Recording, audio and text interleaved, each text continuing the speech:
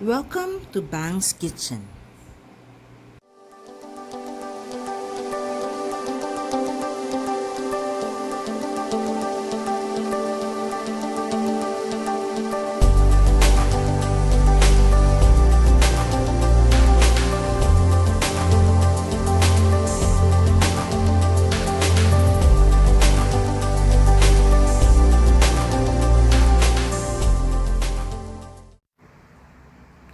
Combine the mashed camote, glutinous rice powder, and sugar. Mix very well.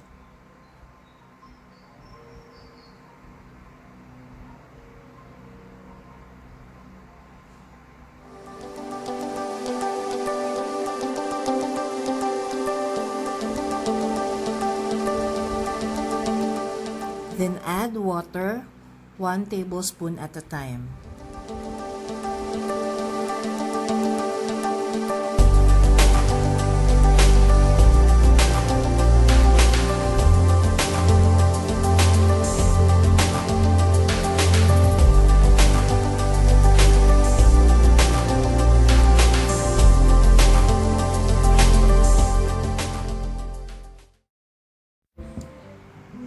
Add more water to the mixture, just enough for the mixture to form into a ball.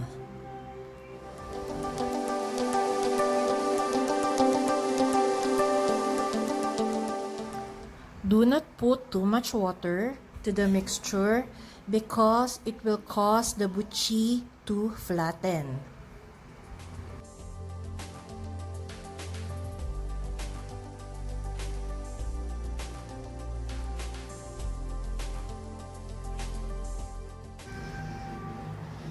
I used a 1 tablespoon to measure the buchi. Then flatten it and put the filling inside. Form again the buchi into a ball. Then moisten the buchi with water.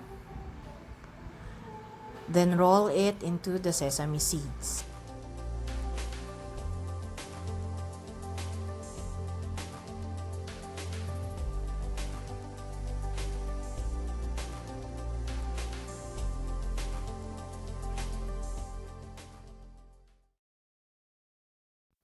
Deep fry the buchi until golden brown or until they float.